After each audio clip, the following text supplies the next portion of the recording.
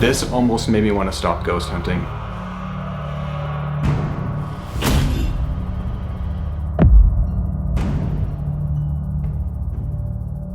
What's up guys, it's Austin and welcome to today's video. Tonight I'm telling you guys a story time that happened literally after the most recent video I just posted last week. It is basically the same exact thing that happens in that video, but way worse. And I've debated even telling this story. Every time I tell people, I start like kind of shaky and like my eyes almost start to water when I tell people this because it was that same activity that night, but it happened the next night again. It's really changed me ever since. Obviously, I've believed in spirits, demons, and all that stuff like 100%. You guys know I go ghost hunting all the time. This almost made me want to stop ghost hunting for a while. I'm not gonna lie. I hope you guys just like listen to this. Please watch the last video. It takes place from that. That happened on a video call in my friend Hayden's room. It was his closet door opening by itself. We would ask it questions and it would respond. This night really took a turn. Anyways, so this happened on the very next night after this. Once again, me and Hayden, we go on a video call. I did not record this time because I'm like, this is probably gonna be the same activity that we got yesterday that I just posted. So I'm just like, I'm not gonna record it this time. It's probably gonna be the same shit. It was not the same. Like I said, we're on the video call. We're on Discord. It's a video calling app if you guys don't know. Pretty sure how it started. The door started opening again. Like the demon wanted to talk to us. The demon's name is Zozo. It's from the Ouija board. I talk about this in the previous video, which is why I'm saying go watch the first video before you watch this one, because it's the same door, it's the same shit, but worse. Hayden's like, the door is opening again. I notice that it's the same time it happened on the night before. Same time. It was around like 1:30 in the morning and we're video calling and I'm just like, put the laptop in front of the door. Let's try talking to this thing. So what we did is we're just like, we want to have a conversation with you. Can you open the door for no and close it for yes? This thing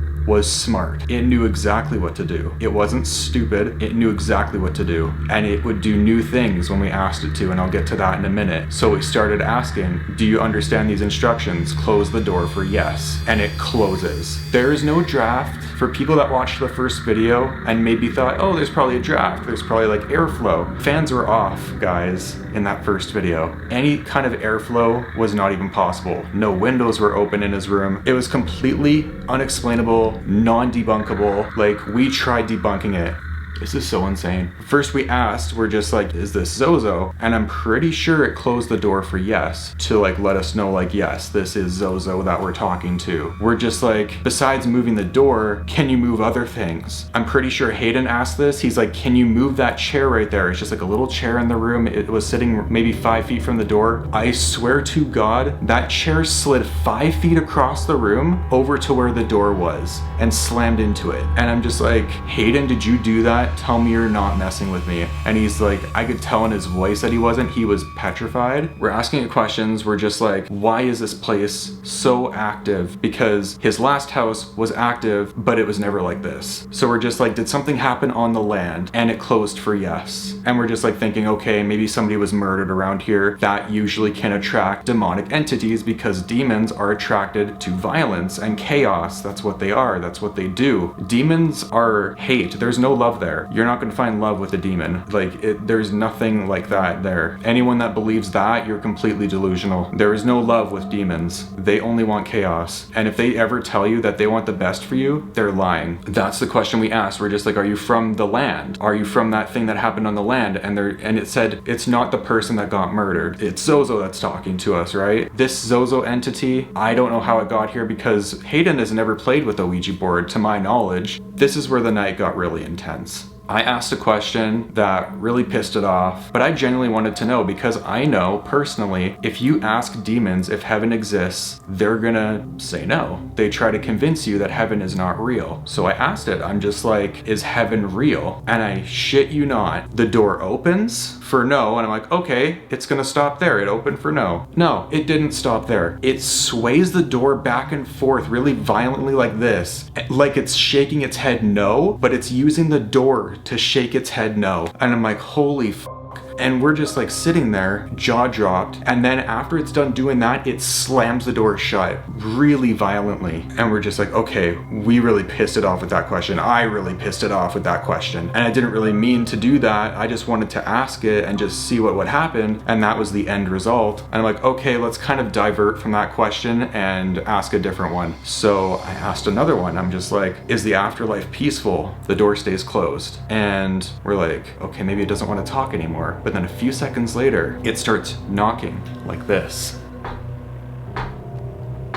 In threes. Now, if you don't know this, demons like to mock the Holy Trinity. That's in threes. It likes to mock the Holy Trinity, so demons do things in threes. So it was knocking, and we're just like, okay. And then it started knocking again, but it wouldn't stop. It was like this.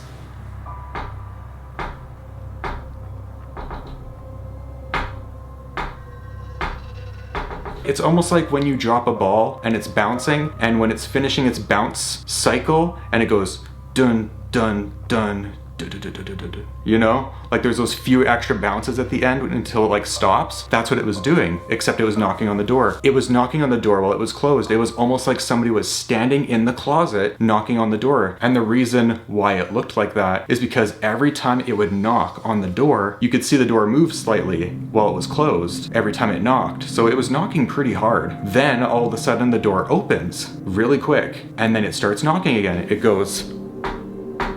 So it's hitting the door, right? It's knocking, and the door is going like this.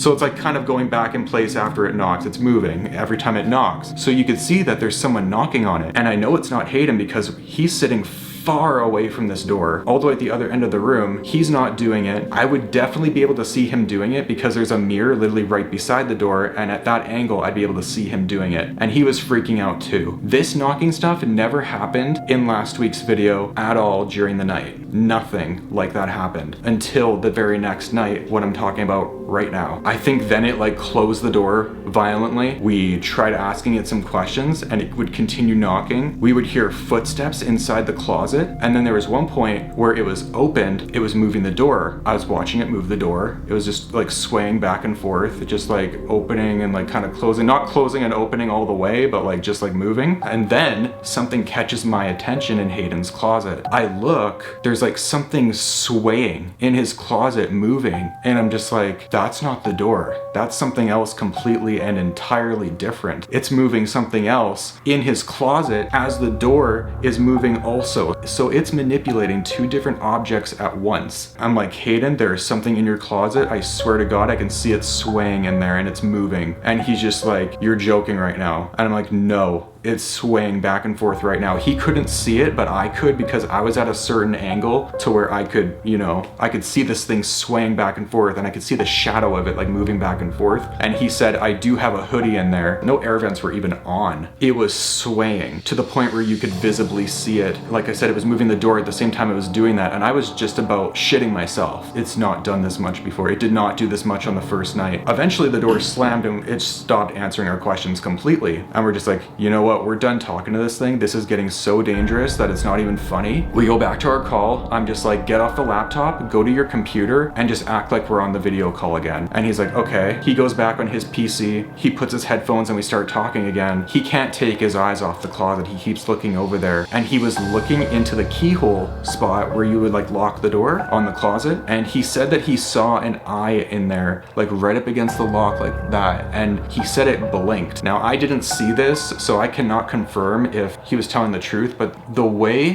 that he was telling it and how scared he was, I could tell he was telling the truth. And from everything we experienced that night and the night before, I believed him. I'm just like, I believe that 100%. This is when it started to get like really dangerous. So Hayden gets up from his chair and then all of a sudden he falls back into his chair. And I'm just like, what just happened? Because I saw everything. And he's like, dude, I just got shoved into the chair. Like he tried to get up and this thing shoved him right back into the chair. And when it shoved him, it pushed him like on his shoulders and sat him right back down. And I remember he told me that he heard a voice right beside his ear. It was almost like the voice was pitched down, but there was another second voice in there. It was like the demon was trying to make itself sound like multiple different entities. I believe what the demon said to Hayden in his ear, I'm not here don't ask again. And that was probably the most creepiest thing I've ever heard, because obviously it is there. I don't think it wants us to ask if it's there anymore. He goes to the bathroom, he comes back into the room, takes his shirt off, and he's like, bro, look at this. And there's 3 scratch marks along his shoulder, 3 very long, almost look like claw scratch marks across his shoulder. And I'm like,